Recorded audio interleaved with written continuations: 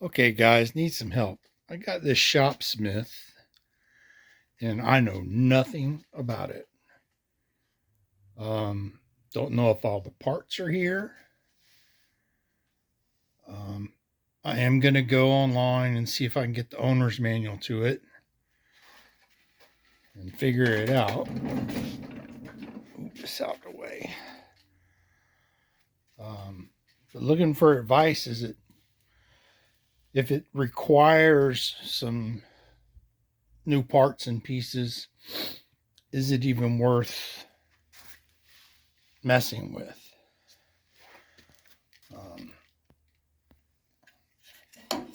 Wow, looks like it's a planer as well.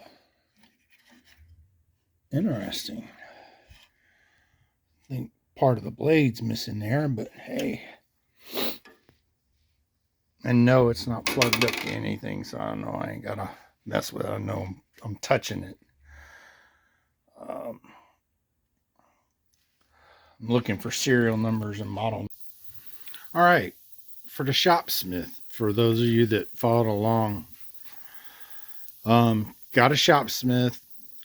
It's got the planer, and up until today, I had no idea what all come with it. It's a model 510.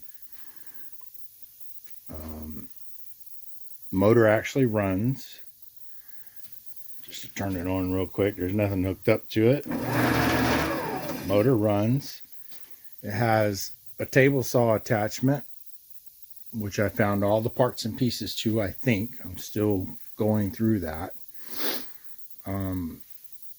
Interesting deal with the saw blade, and I'm still working through learning that. It's got a rip fence.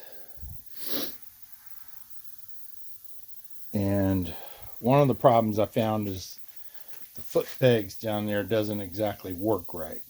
So I got to look at how to fix that. And the other ones down there seem to raise up and let it move around like it's supposed to.